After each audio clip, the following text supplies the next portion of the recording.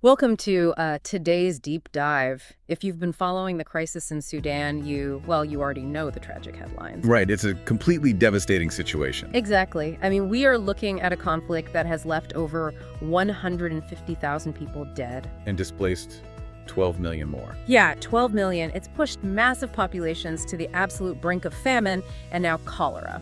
But today, we aren't just looking at what is happening on the ground. We have a massive stack of source material to go through today. We do. We've got think tank policy briefs, academic journals, geopolitical analyses, and our mission today is to cut through the noise and figure out the why. Right, the structural why. Specifically, why has the international safety net, the UN, Western powers, and most notably the African Union, why have they completely failed to stop the bleeding?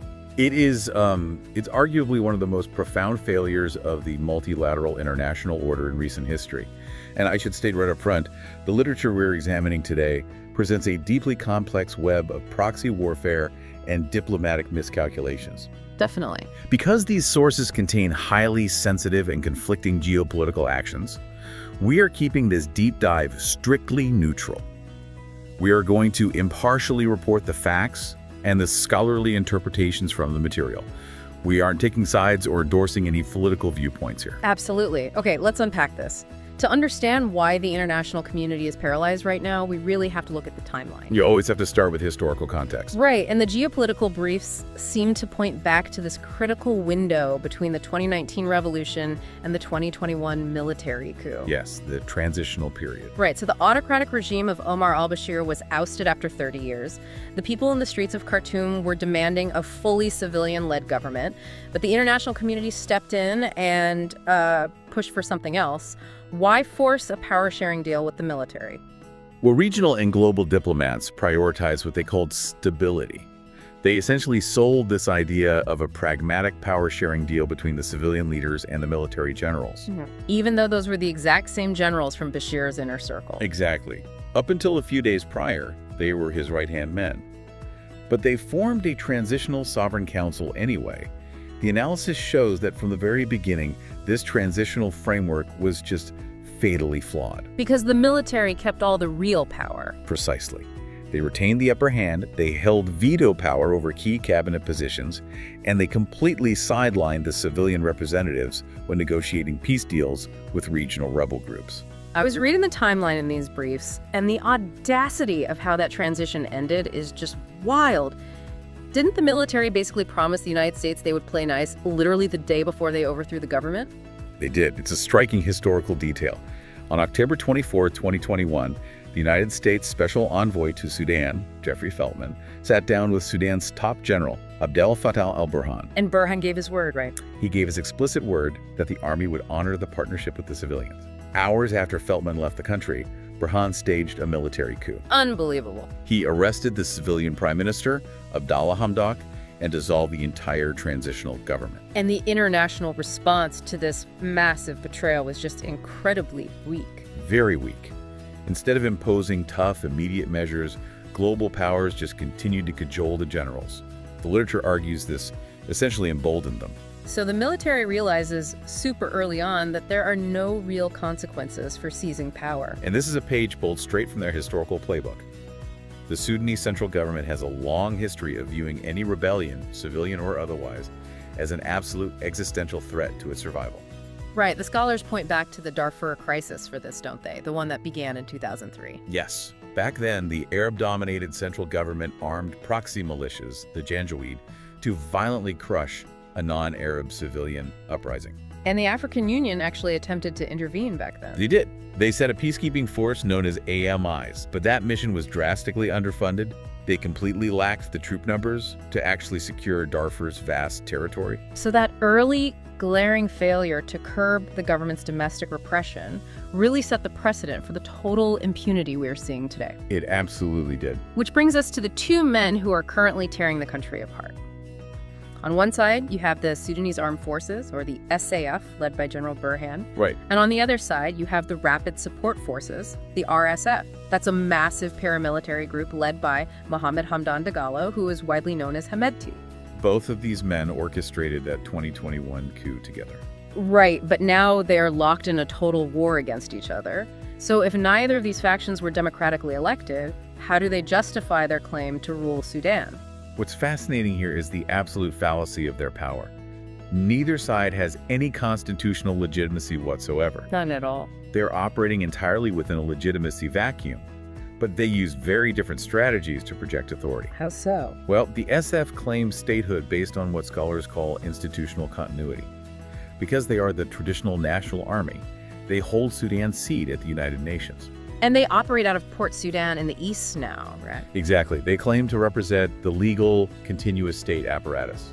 But the RSF's claim to power is entirely different, right? Because they are technically a paramilitary force that grew out of those old Janjaweed militias. Right, so the RSF relies on territorial dominance. They control massive swaths of the country, particularly in the western regions of Darfur and Kordofan. And crucially, they control Sudan's most lucrative gold mining resources. Gold that they use to fund their war effort and buy influence. Exactly. And recently, they've even started setting up a parallel government. The regional analyses detail this thing called the TASIS Alliance, signed in Nairobi.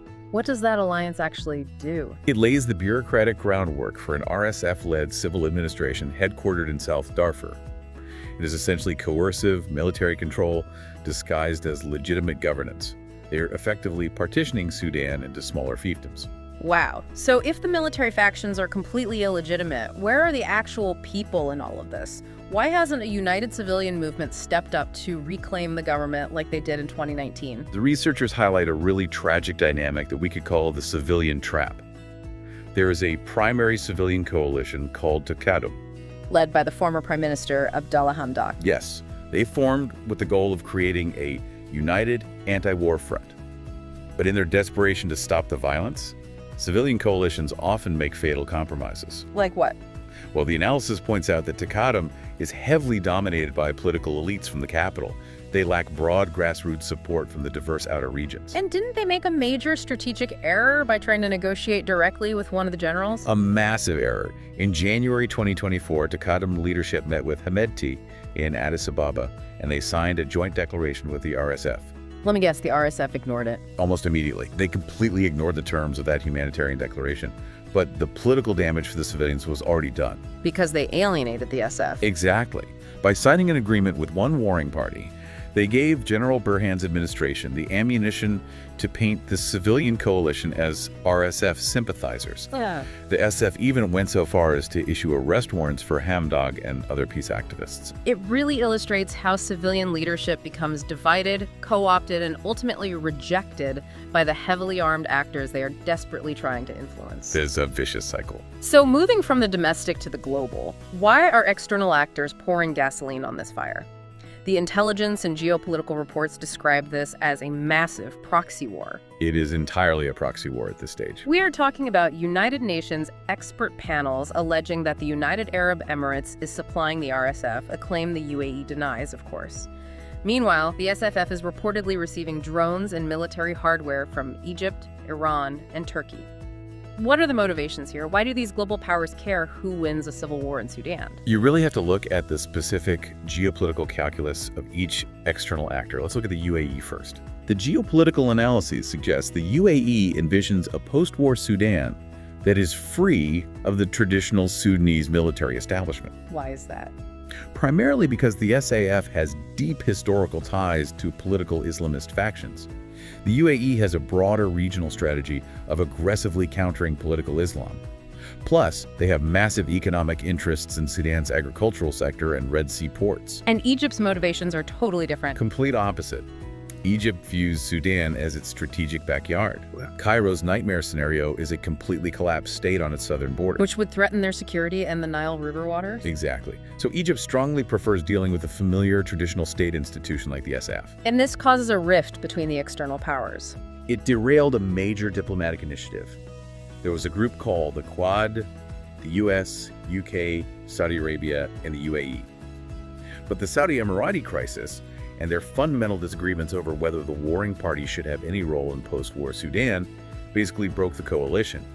The UAE and US say no to the generals, while Egypt and Saudi Arabia lean toward recognizing this SAF as a legitimate institution. Here's where it gets really interesting. The reports make it clear that this isn't just about Sudan's internal politics. This is a massive geopolitical tug-of-war over control of the Red Sea. The Red Sea is the real prize for a lot of these global actors. Right. Sudan has a highly strategic 500-mile coastline. If a global power has naval access or port control in Sudan, they have immense leverage over one of the world's most critical maritime trade routes linking Europe and Asia. Which perfectly explains why the mediation landscape is so incredibly crowded. It really is. Because the stakes are so high, every regional and global power wants to be the one to broker the peace. They want to ensure that whatever government emerges in Khartoum is friendly to their specific strategic and maritime interests. It's just a dizzying list of peace initiatives. You have the U.S. and Saudi-led talks in Jeddah. You have the recent talks in Geneva. The East African Trade and Security Bloc, IGAD, formed their own quartet. Egypt hosted a summit for neighboring countries. Right. And the African Union launched a high-level panel. It seems like a classic case of too many cooks in the kitchen. The scholarly term for the consequence of this is forum shopping. Forum shopping, I like that term. Think of it like a teenager asking their mom for permission to take the car, and when she says no, immediately walking into the next room to ask their dad. Right, playing them against each other. Exactly. Because there is no single unified pressure campaign with teeth, the SAF and the RSF simply bounce between these different mediation platforms. When they don't like the terms in Jeddah, they signal openness to the African Union. And when the AU demands concessions, they pivot to Egypt's initiative. You've got it. They use the negotiations as a tactical delay, buying time to capture more territory on the ground while the diplomats literally talk in circles. The researchers provide a really sharp critique of the highest profile talks, specifically the ones in Jeddah and Geneva. They argue these initiatives had a fatal flaw built into their very design. What did the mediators get wrong? They artificially separated humanitarian access from political solutions. How does that work? The mediators in Jeddah explicitly stated that the talks would not be of a political nature. They isolated the goal to simply achieving a temporary ceasefire to deliver aid. But you can't just ignore the politics of a war. Exactly. As the academic consensus points out, you cannot fix a deeply political war with a purely humanitarian ceasefire. You are treating the symptom, not the disease. The result was a string of short-term ceasefires that were violated almost instantly, yielding no actual progress toward peace. Plus, the brief suggests that hosting these talks in places like Saudi Arabia and Switzerland actively validates the fears of the warring parties. Both generals are highly paranoid about malign external influence. And history backs up that critique entirely. The most durable, successful agreements in Sudan's history, like the Comprehensive Peace Agreement that eventually led to South Sudan's independence, or the early Darfur peace agreements, they were hosted in neutral African capitals. Places like Machakos in Kenya. Or Abuja in Nigeria. Removing the talks on the continent strips them of regional ownership. So, if the solution needs to be African-led, we have to talk about the African Union. The AU is the continent's premier multilateral body. They're supposed to be the safety net for exactly this kind of crisis. Why can't the AU fix this? If we connect this to the bigger picture, the African Union suffers from severe systemic structural weaknesses. The most glaring is a lack of independent funding. Where do they get their money? The AU relies heavily on assessed contributions from the UN and financial backing from the European Union to pay for its peace support operations. Because they don't have an independent military force or the financial muscle to enforce sanctions on their own, they cannot force compliance from heavily armed, foreign-backed generals. But the scholarly analysis points out it's not just a money problem. There is a massive issue with the political will of the member states themselves. There's a really scathing quote in one of the journals from a senior AU official. Yes, the official noted the profound hypocrisy of African leadership. These leaders constantly champion the slogan, African solutions to African problems. But the moment a complex crisis hits, they actively undermine the AU. By doing what? They bypass their own institutions and seek out external mediations led by Western powers or Gulf states whenever it suits their national economic or security interests. They treat the African Union as an optional, secondary forum rather than the ultimate authority on the continent. And the AU hasn't exactly helped its own credibility when it comes to enforcing its own rules either. After the 2021 military coup, the AU rightfully suspended Sudan. Which was adhering strictly to its Lomé Declaration. Right, the rule that mandates the suspension of any member state that undergoes an unconstitutional change of government. Yet recently, the chairperson of the AU Commission publicly engaged with and endorsed a peace initiative led by the SAF-aligned administration in Port Sudan. Wait, so they validated the very government that came from the coup? Yes. By validating a government that was born directly out of a military coup, the AU openly contradicted its own foundational norms. Sudanese civil society and pro-democracy groups reacted sharply to this, viewing it as extreme bias. It irreparably damages the AU's credibility when they try to step into the room and act as a neutral arbiter. So let's look at the sheer scale of the dysfunction here. We have two generals who won't stop fighting, a fractured civilian base, external proxy powers funneling in weapons, and regional bodies that are too structurally weak or internally divided to stop it. It is a massive institutional failure. How do the academics who study this conflict actually make sense of the motivations driving the war? The literature generally views this conflict through two different analytical lenses. The first is the rationalist perspective. Which means? This view argues that the war is a highly calculated strategic conflict over tangible resources. The generals are fighting for control of the state's wealth, the gold mines, the agricultural land, and the smuggling routes. So it's basically a very lethal business dispute. In a way, yes. From this view, the fighting continues, because the external backing they receive means the cost of war hasn't yet outweighed the potential spoils of total military victory. But there is also the ideational perspective, which suggests this isn't just about gold and land. It's fundamentally an identity-driven conflict about who gets to define the future of the nation. Right. The ideational view posits that the RSF is fighting an ideological war to completely dismantle what they call the 1956 state. The 1956 state, that refers to the post-colonial elite establishment in Khartoum. Exactly. The elites that have historically hoarded the nation's wealth and systematically marginalized the outer peripheries, like Darfur. The RSF frames themselves as the champions of the marginalized, despite their own history of atrocities. And the SF's ideology. The SF is backed by powerful Islamist factions from the old Bashir regime. For these factions, losing the war doesn't just mean losing power, it means their total eradication. They view this as an absolute existential fight for their own survival. This raises an important question. If both sides view this conflict as a zero-sum game for their very survival, and both are continually rearmed by wealthy foreign powers, how can any mediator possibly create what diplomats call a mutually hurting stalemate? A mutually hurting stalemate. That is the specific threshold where both sides realize that continuing to fight hurts them more than coming to the negotiation table. Exactly. Right now, they aren't hurting nearly enough to stop. But the policy briefs do offer some glimmers of hope, or at least some hard-learned lessons about what has worked in the recent past. Yes. Between 2022 and 2023, before the full-scale civil war broke out, there was a trilateral mechanism involving the UN, the AU, and the East African Bloc, IGAD. And while it ultimately fell apart due to the outbreak of violence, the structure of that mechanism proved a vital point. It did.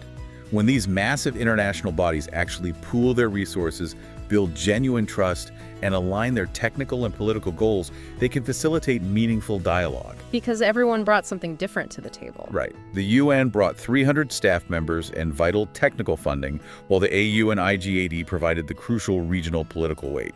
So what is the prescription for moving forward today? If the international community wants to actually stop this, the experts in our sources outline a few highly specific, necessary steps. Step 1 is unity. First, they say the US-led initiatives and the African-led initiatives must strictly define a division of labor. They have to present a unified diplomatic front to end the forum shopping. You can't let the generals play mom and dad against each other anymore. Second, future talks must be relocated to neutral African capitals. This ensures regional ownership and removes the stigma of Western or Gulf interference, which the warring parties constantly use as a convenient excuse to just walk away from the table.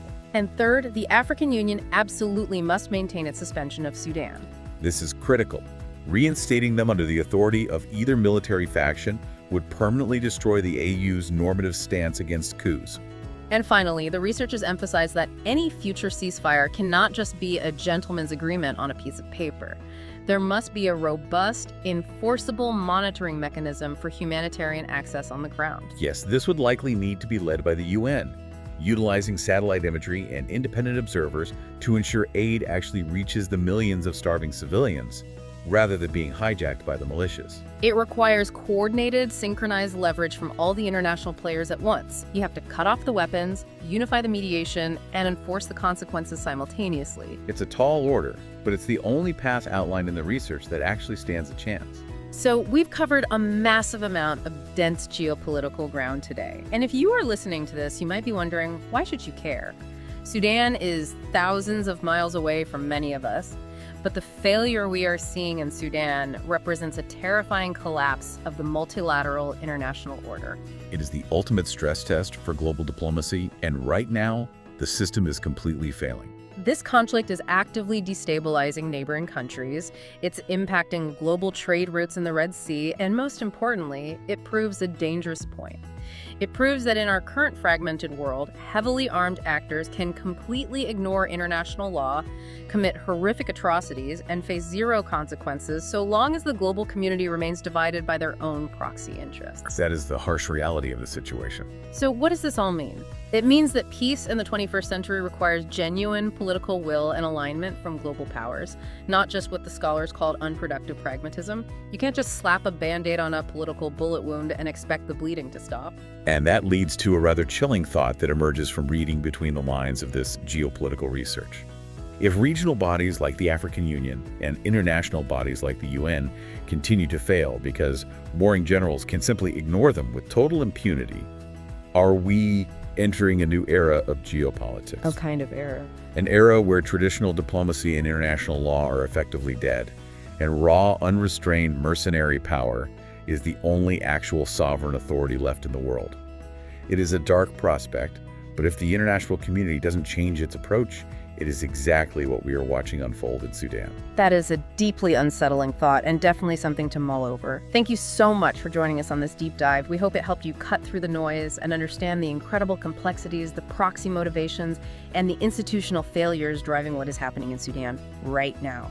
Keep learning, keep questioning the world around you, and we will catch you on the next deep dive.